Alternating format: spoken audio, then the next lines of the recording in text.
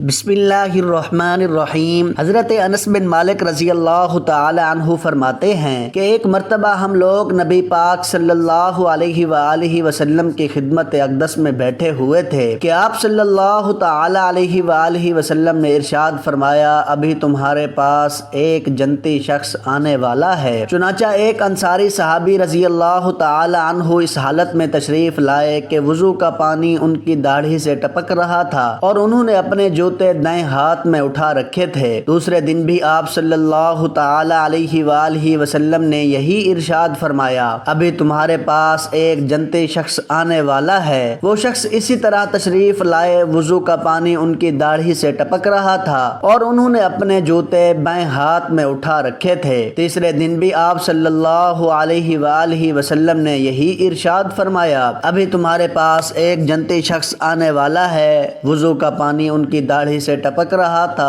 اور انہوں نے اپنے جوتے بائیں ہاتھ میں اٹھا رکھے تھے۔ جب نبی پاک صلی اللہ تعالی علیہ وآلہ وسلم اٹھ کر چل دیے تو حضرت عبداللہ ابن عمر بن عاص رضی اللہ تعالی عنہ ان انصاری صحابی کے پیچھے ہو لیے اور اس انصاری سے کہنے لگے، حضرت مجھ میں اور میرے والد میں کچھ بول چال ہو گئی ہے، جس پر میں قسم کھا بیٹھا ہوں کہ 3 دن تک اپنے گھر نہیں جاؤں گا، لہٰذا اگر آپ مناسب سمجھیں تو اس مدت تک آپ اپنے یہاں رہنے کی مجھے اجازت مرحمت فرمائیں۔ اس انصاری صحابی رضی اللہ تعالی عنہ نے جواب دیا، ٹھیک ہے۔ حضرت انس رضی اللہ تعالی عنہ فرماتے ہیں کہ حضرت عبداللہ ابن عمر رضی اللہ تعالی عنہ کا بیان ہے کہ میں نے 1 رات یا 3 رات اس انصاری کے یہاں گزاری، لیکن دیکھا کہ وہ رات میں کوئی عبادت نہیں کرتے، صرف اتنا کرتے ہیں کہ رات میں جب بھی بستر پر کروٹ بدلتے تو اللہ تعالیٰ کا ذکر کرتے ہیں اور اس کی بڑائی بیان کرتے ہیں، یہاں تک کہ فجر کے لیے بیدار ہو جاتے ہیں۔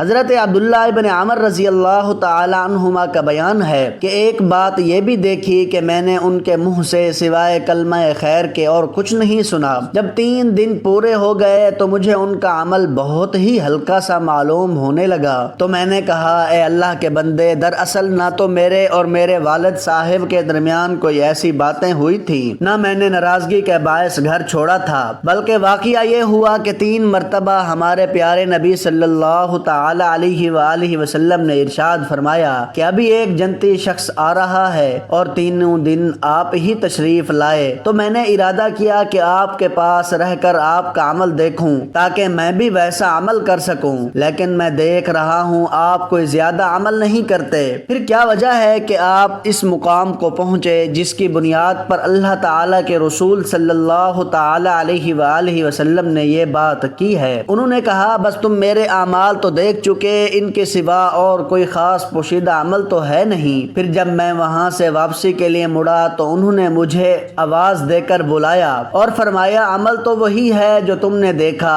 البتہ ایک بات ضرور ہے، میرے دل میں کبھی بھی کسی مسلمان سے دھوکہ بازی کا ارادہ بھی نہیں ہوا اور نہ ہی اللہ تعالیٰ کی دی ہوئی بھلائی اور نعمت پر ان سے حسد کرتا ہوں۔ حضرت عبداللہ ابن عمر رضی اللہ تعالی عنہما نے کہا، اسی عمل نے آپ کو اس درجے تک پہنچایا ہے اور یہی وہ چیز ہے جو ہر ایک کے بس کی نہیں۔ نبی کریم صلی اللہ تعالی علیہ وآلہ وسلم نے فرمایا، یہ الفاظ استغفار کے تمام الفاظ کے سردار ہیں۔ کلمات یہ ہیں، آپ ان کلمات کو میرے ساتھ پڑھیں اور یاد کریں۔ اللہم انت ربی لا الہ الا انت خلقتنی وانا عبدک وانا علی عہدک ووعدک ما استطعت اعوذ بک من شر ما صنعت فاغفر لی فانہ لا یغفر الذنوب الا انت۔ جس شخص نے اس دعا کے الفاظ پر یقین رکھتے ہوئے دن میں دل سے ان کو کہہ لیا اور اسی دن شام ہونے سے پہلے اس کا انتقال ہو گیا تو وہ جنتی ہے، اور جس شخص نے اس دعا کے الفاظ پر یقین رکھتے ہوئے رات میں ان کو کہہ لیا اور پھر اس کا صبح ہونے سے پہلے انتقال ہو گیا تو وہ بھی جنتی ہے۔ اللہ پاک سے دعا ہے کہ اللہ پاک ہمیں ان تمام باتوں پر عمل کرنے کی توفیق عطا فرمائے، آمین ثم آمین۔